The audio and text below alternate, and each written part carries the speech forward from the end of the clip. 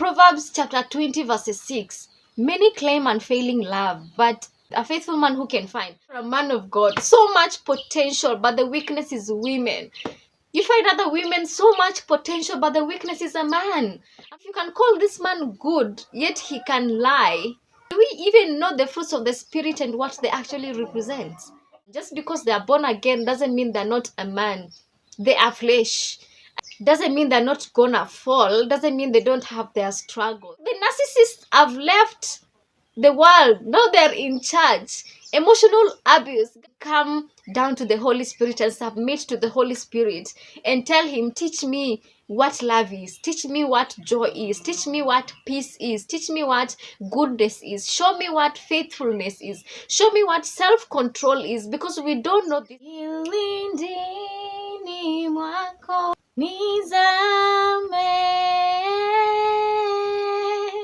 I'm really trying to find the right angle to film because I want us to talk and there is no right angle. I'm like, Sister Nita, do you guys have to get used? Zoya, just get used to this setup. But hi guys, thank you so much for clicking on this video. You are welcome on this video because I'm about to rant. Now, I was packing my njugu right there and I was thinking, because I'm a thinker, I just have a lot of things in mind, and I've been thinking today about one thing specifically, and that is, do faithful men exist? Warning, this video is a rant. That is number one. This video is gonna be a lot of talking. That is number two, because what is a rant without talking? It's gonna be very personal and very triggering. I'm gonna talk out of emotions. Might be anger, pissed off, just some kind of bad emotions. Yesterday I met a friend and we were, welcome to village life, we were having, lakini lighting ya nyumba iko fiti. We were having a conversation about relationships. Now, he's a man and I'm a woman, and we were just talking about different perspectives of relationships. And he was saying, for him as a man, he samples many people at the same time, many women. I think it's common for men, and they take their time. Men are never in a hurry to get into a relationships. And for me as a woman, I can't speak for all women, but I can speak for myself. I only sample one person at a time, and I don't take a lot of time. I don't take a long period of time to know what I want, because I know what I want. It's in my head. I already know. I only need 2 hours with someone to know whether I want them or not. And I know you can't entirely know someone in 2 hours. Neither can you entirely know someone in 1 year. People change. So either way, you're taking time because you're trying to be careful. I'm being quick because I'm trying not to delay the process. I want to commit fast for me to invest my emotions. That is how I think in my head.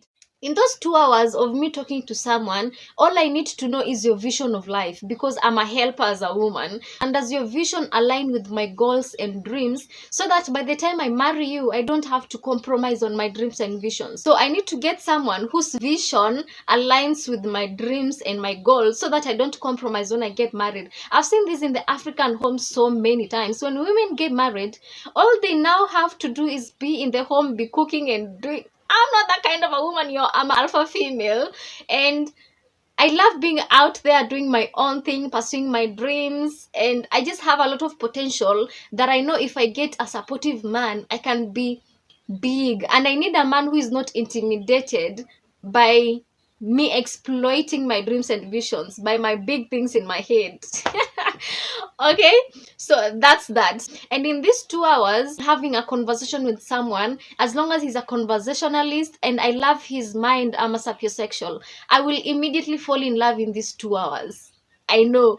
I was telling him that I've been single for so many years. Like the last relationship I had that lasted 1 year, I was 19 years old. Hello, as a 19-year-old, you know nothing about love, you know what I'm saying? Now I'm 26. I have stayed away from relationships and I've been single for such a long time. I think I wasn't ready for the dating pool, let's just be honest. But I've been single for a very long time, to a certain point where I know what I want, right? And finding that someone hasn't been easy. Finding a good man is not easy. Now, I was telling him about this relationship that I talked about in the vlog number 2, and I said how I missed a love opportunity that I thought that I really wanted. Like, I thought we could build something, and I was triggered by the fact that this man was saying they sample many women at the same time. I was like, Proverbs chapter 20 verses 6. Many claim unfailing love, but a faithful man who can find? It's very hard to find a faithful man. Now, I've been single for so many years, and I thought this one could be something I could work with because of the vision he had in life. It was aligning with my goals. I haven't met such a man who my goals align with their vision in all these years that I've been single. Now, letting go of that opportunity, moving on, is overrated, guys. It's hard for me. My friend was telling me, I understand how you feel because you're like, will you ever find a man like this again? And I was like, yeah, you actually get me. I've been single for all this time. I haven't met one who is like that. Now imagine when you meet this one that you think it was the one and then it doesn't work out like that. It's so heartbreaking because how am I supposed to move on from this? Will I ever find? And I know that might be a small mindset where you're thinking, will you ever find another good man? And I know the motivational speakers in the comment section will be like, you will find another good man, what God has for you. Please send me that. But for now, I'm having this conversation. While I was making the njugu, packing the njugu, it made me remember something. I encountered this so many times in the field while I'm working. Like, I'm sure every businesswoman goes through this anyway. You find married men, they have wife, children, and yet they have the guts to tell you they want you. You look me finish head to toe and I look like a second wife to you. I find that so annoying. And sometimes I'm just like, you know, the deal can stay. Keep your money. Let me just be the way I am. But I guess you just have to, it's the things you deal with when you meet men out here. So always think about Proverbs 20 verse 6. I'm like, do faithful men exist? Sometimes in my head, I'm like, I would love to gather all the women specifically who are in ministry and ask them, can you vouch for your husband and say that this man is faithful? And I'm not saying faithful in the sense that you haven't found him with a woman in your matrimonial bed. Faithful in the sense that he has never flirted with any other woman ever since he married you. Can you vouch for your husband? It makes me worry sometimes. I'm like, are all men like this? Are there faithful men? Because when I look at my family in my home, you look at your parents, for us who were brought up in a polygamous home, I'm like, there is no faithful man. I have no example in my immediate family. You go to your extended, you look at your aunties and uncles, you even go to your neighbors, you're like, there is no faithful man.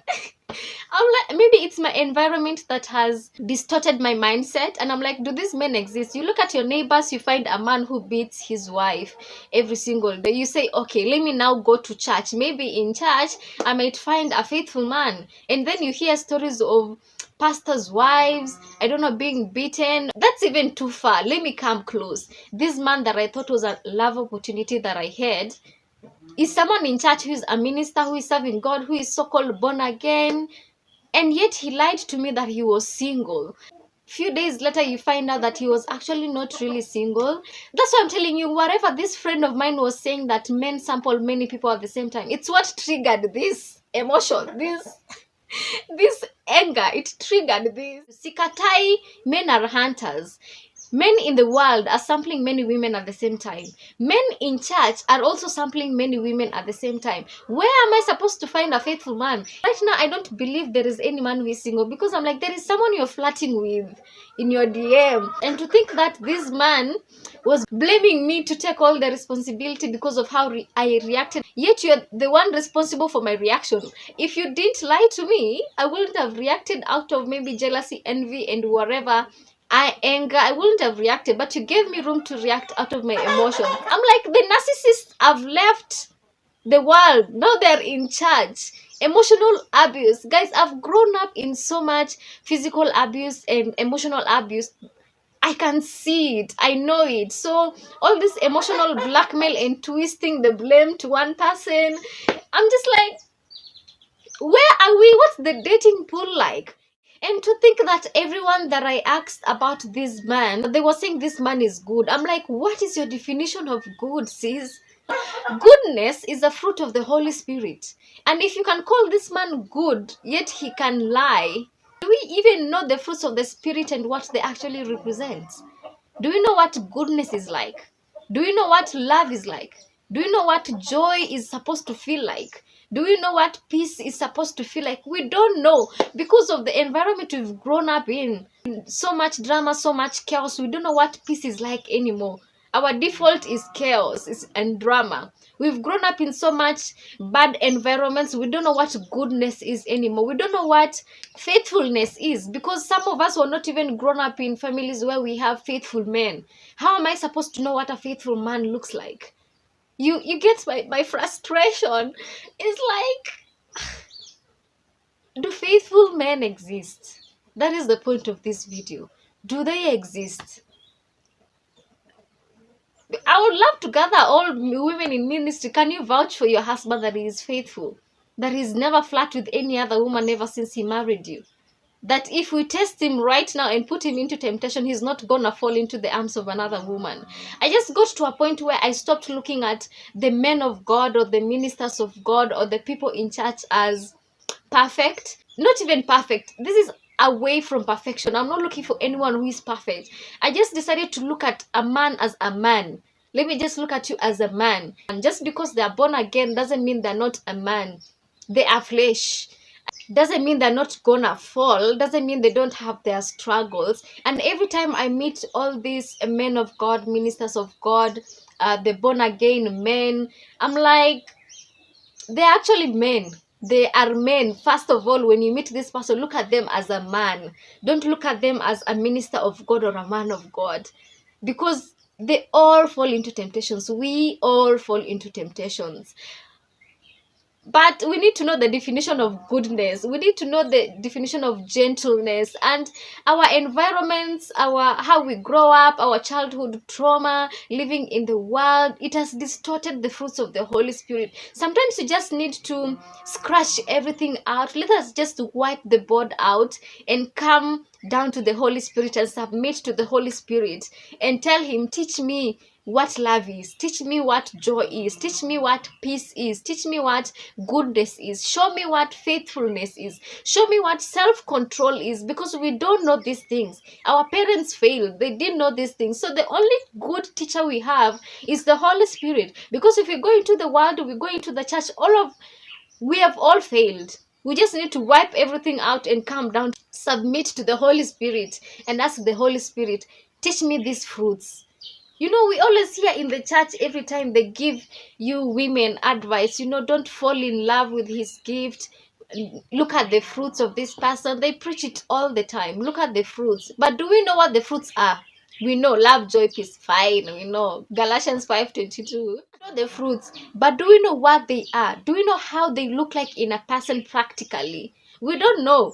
We need the Holy Spirit to teach us what love is. When you submit to the Holy Spirit, he will teach you what love is through the love of Christ. He will teach you what joy is through the joy that the Holy Spirit provides. He will teach you what peace is through the peace you get when you read the word. He will teach you what self-control is through the word. Everything is just through the submission of the Holy Spirit. So as a businesswoman, I face all these things every day, meeting men who have wives at home, yet they have the audacity to tell you they want you, as a second wife. That thing intimidates me so much. I find it so intimidating. I'm already small. Like, nobody can think I have a degree or I've gone to school. People look at me as someone who is not learned, who's a school dropout. Reminds me of one customer one day who asked me, which class did you drop out from? I was like, sir, you look me finished head to toe. I look like a class 6 dropout to you, right? I got used to it to some extent, because I'm like, the moment they start interacting with my mind and having conversations with me, they get intimidated, because I'm like, I'm far much more what they thought I am. But there is no way I can continue having a conversation with such a person. Then this person has the audacity to try to pursue me. I'm like, you can't try to pursue me when your first impression was to intimidate me. I'm like, there is no way. I can go on and on, but men out here have the audacity. Who raised you, bro? You lack manners. Sometimes I feel like I can just slap you, come back to your senses. You look me finish, I look like a second wife to you. You look me finish, I look like someone you can take to your house to be washing your clothes and to be cleaning your house, to keep in your house. Like, I'm just like, can you just take your time and get to know someone's mind? You will know that I have so much potential that I'm not someone you can take to your house and cage in the house and be cleaning. I'm not a village girl. I might be from the village, but my mind is not from the village. My mind is somewhere in, I don't know, the world out there. I really hate the intimidation and the audacity that men have out here. The quality of men I meet out here. I'm like, where are the high value men? Someone should give me a tip. Where do you get high value men? Men who know how to respect women. Men who are faithful, who don't lie, who are true to themselves, who can tell you that, listen, I am seeing someone, but I don't see it being serious. Instead of telling me you are single, yet you are a man of God. Tell me the truth. Let me know what I'm walking into. Now I'm the one who ends up being hurt at the end of the day because, number one, I've already seen you as a potential within these 2 hours of us conversing. A man who has a vision, yet when it comes to women, you are stupid. Like, you have no brains. Like, women are your weakness, yet you're a man of God. So much potential, but the weakness is women. You find other women so much potential, but the weakness is a man. I'm like, I understand we all have weakness. Nobody is perfect. But can we just be true to ourselves? Be authentic with yourself and say, right now, I'm not ready to be in a relationship. Fine. Right now, I'm seeing someone. Right now, I am completely single. I don't even believe men who say they are single. I'm like, bro, you're not. Stop lying. There is someone you are talking to. I can go on and on. Do faithful men exist?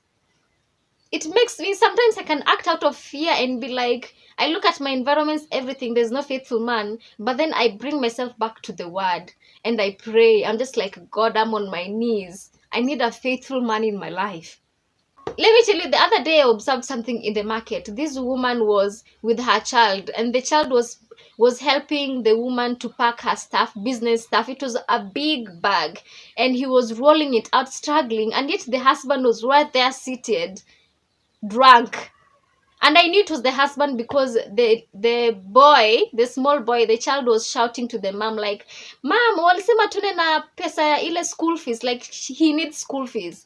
And the man is seated right there. And the woman said, no, your babako mwongelesha. I'm like, if these are the marriages we see in the society, and then you expect me to have hope for getting married, sometimes you just give up. I'm like, I don't want this marriage thing. If this is marriage, I don't want it.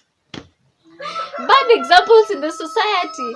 And I was like, this man is not responsible. He's a drunk, first of all. Second of all, the child is busy struggling to push a big bag, and yet you're seated there as a man.